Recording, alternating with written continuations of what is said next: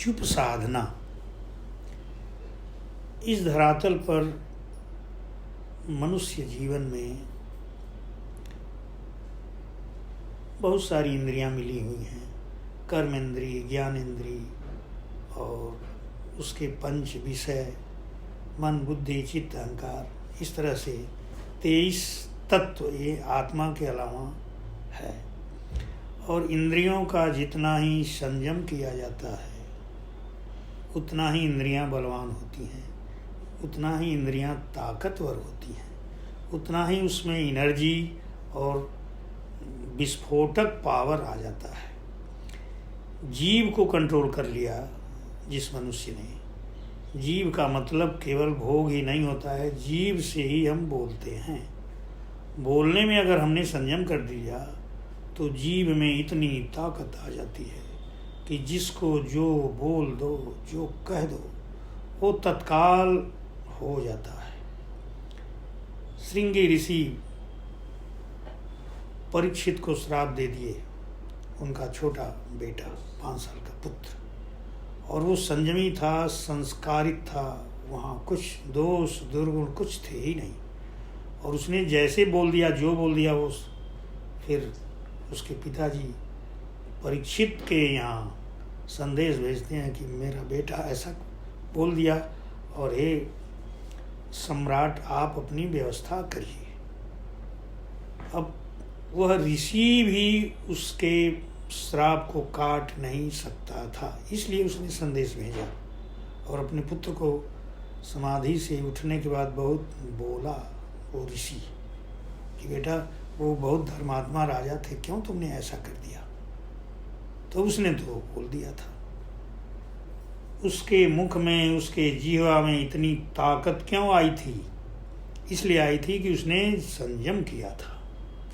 यम, नियम, आसन, प्राणायाम, प्रत्याहार, धारणा, ध्यान, तब समाधि 8वां अंग है योग का।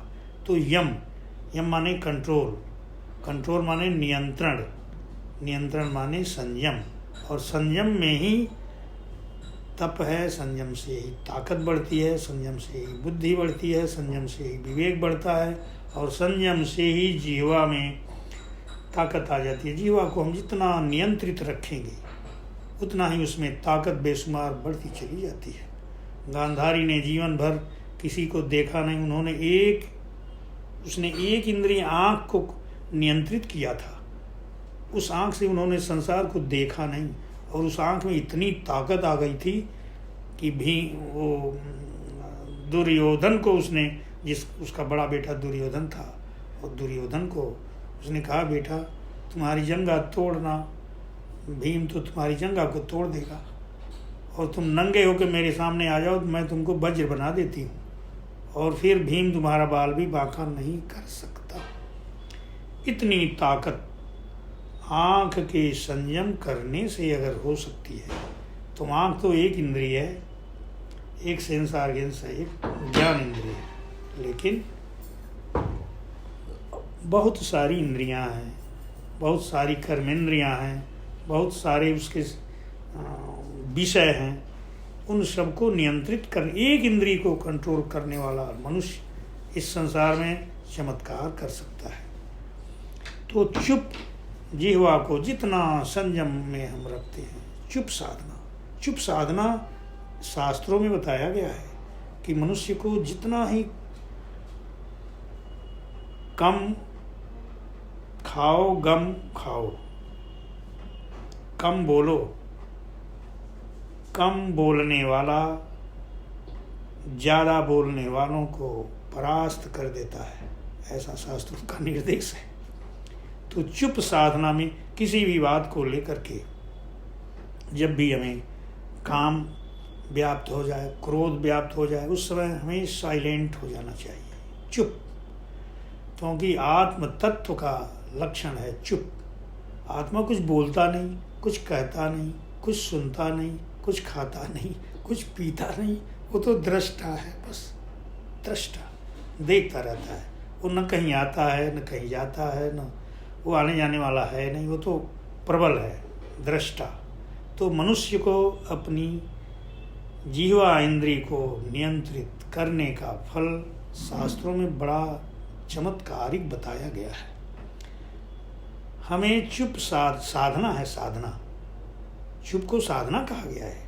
चुप का मतलब निर्बलता नहीं होती है, चुप का मतलब कमजोरी नहीं होती, चुप का मतलब वीकनेस नहीं होता है। चुप साधना को जिसने सिद्ध कर लिया वो तो चमत्कारिक पुरुष बन जाएगा। लेकिन इस बात को लोग कम जानते हैं। कोई 2 बात कह दिया तो हम चाहते हैं उसको 4 बात जब तक बोलेंगे नहीं तब तक हमें तसल्ली नहीं होगी। ये दोष है।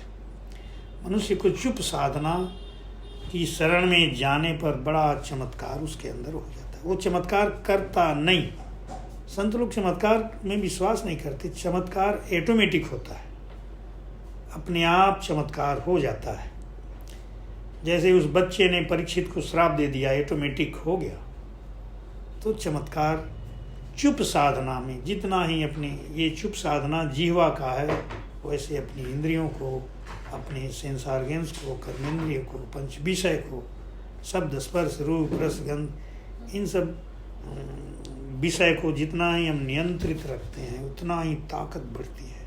और उस ताकत के सामने पूरा धरातल झुक जाता है।